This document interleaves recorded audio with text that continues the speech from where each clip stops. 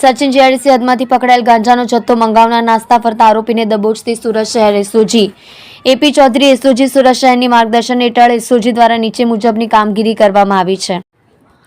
ઉપરોક્ત સૂચના અન્વયે એસઓજી દ્વારા સુરત શહેર અને આસપાસના જિલ્લાના પોલીસ શહેરોમાં નોંધાયેલ નાર્કોટિક્સના ગુનાના વોન્ટેડ આરોપીને ઝડપી પાડવા એપી ચૌધરી નાઓએ એસઓજી ટીમના માણસોને સૂચના આપવામાં આવી હતી।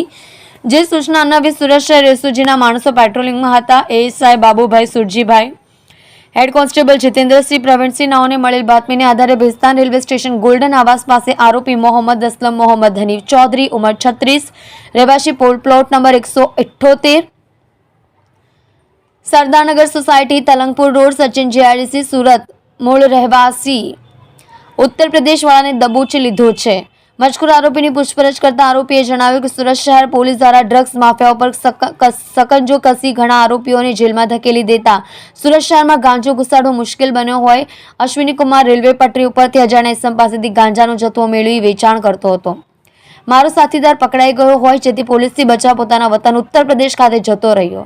હાલ થોડા દિવસો પહેલા સુરત ખાતે હોવાની હકીકત જણાવી હતી, જેથી મજકૂર આરોપી વિરુદ્ધમાં કાયદેસરની કાર્યવાહી કરી આગળની તપાસ અર્થે સચિન જીઆઈડીસી પોલીસને કબજો સોંપ્યો છે।